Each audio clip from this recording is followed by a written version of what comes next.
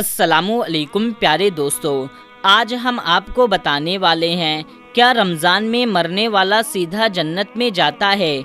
आपने भी शायद ये ज़रूर सुना होगा कि रमज़ान में मरने वाला सीधा जन्नत में जाता है, तो आज हम इसी बारे में आपको बताएंगे।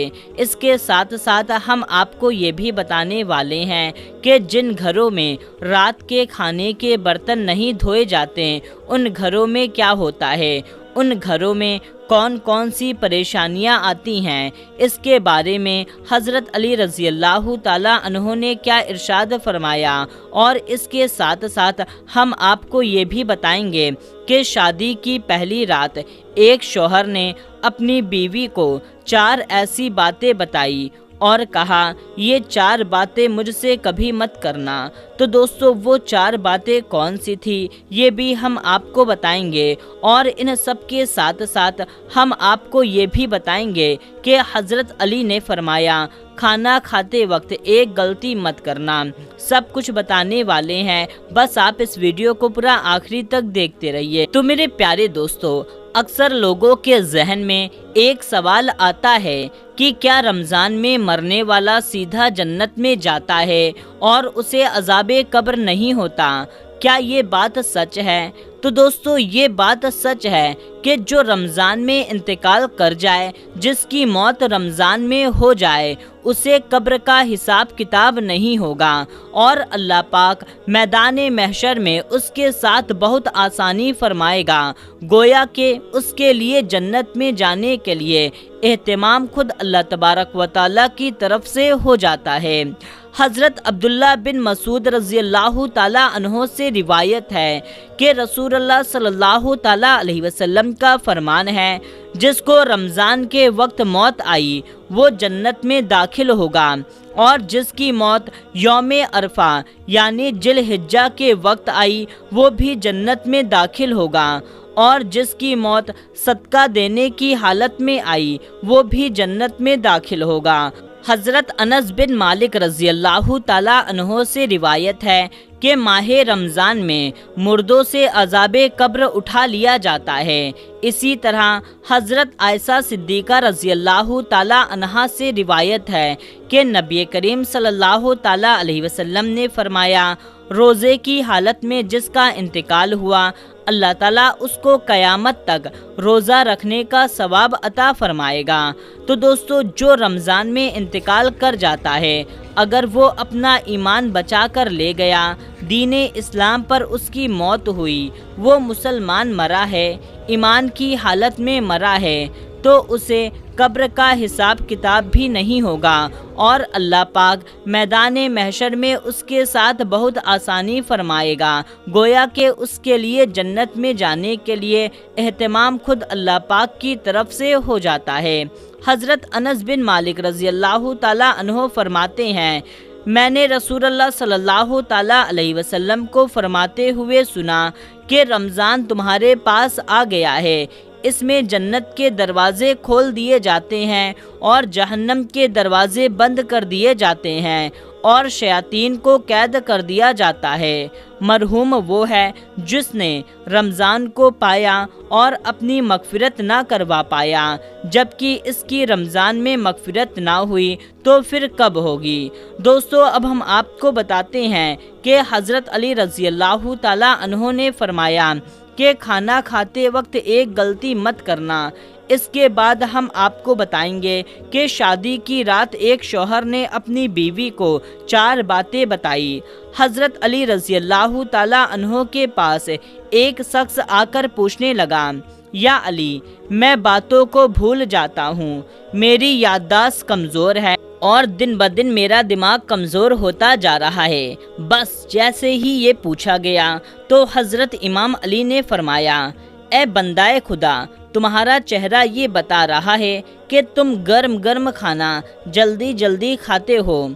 याद रखना, जो इंसान गर्म गर्म खाना जल्दी जल्दी में खाता है اس کا دماغ کمزور ہو جاتا ہے اور جسمانی بیماریاں وجود پر اختیار رکھتی ہیں اور یوں وہ باتوں کو بھولنا شروع کر دیتا ہے۔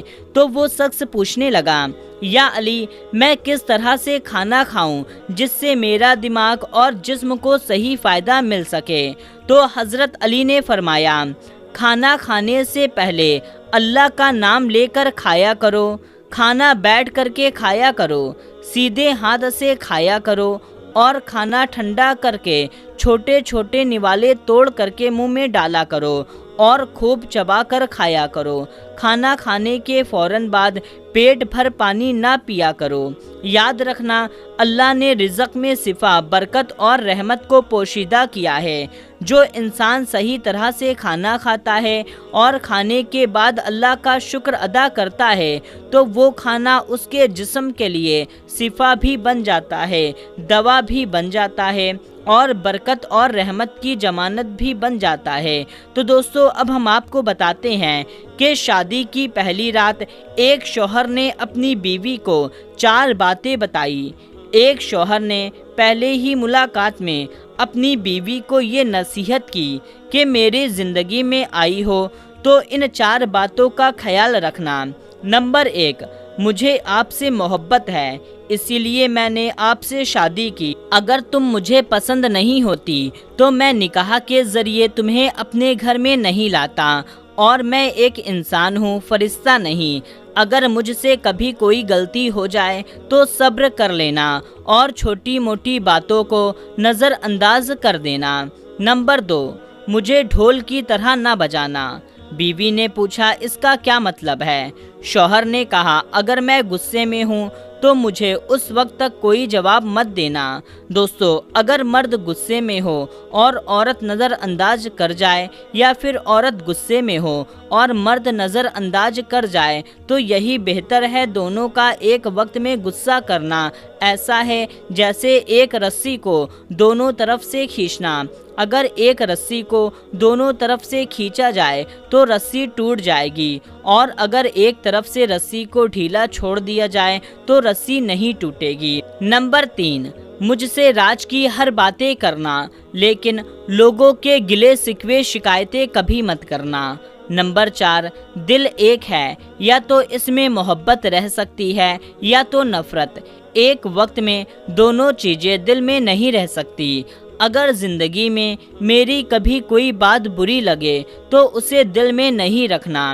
تو دوستو، اب ہم آپ کو بتاتے ہیں کہ جن گھروں میں رات کے کھانے کے برتن نہیں دھوئے جاتے، یعنی جن گھروں میں رات کا کھانا کھا کر کے اپنے ان برتنوں کو ایسے ہی جھوٹا چھوڑ دیا جاتا ہے، انہیں نہیں دھویا جاتا، تو ان گھر والوں پر کیا ہوتا ہے، اس کے بارے میں حضرت علی رضی اللہ تعالیٰ عنہ نے کیا فرمایا ہے، تو آئیے جان لیتے ہیں۔